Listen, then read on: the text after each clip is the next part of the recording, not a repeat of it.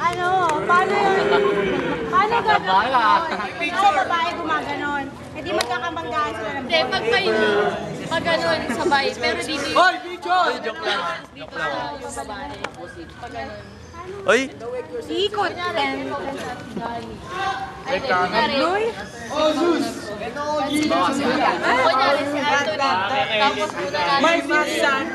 Maybe after mo man sa ito nga, si Biso or... Ang ina-English yun. Pagod na nga ako ng English ka pa dyan. Spoken in dollar. You're not graduation. Don't speak to me English at graduation. Paikot pa ganyan. May lalaki.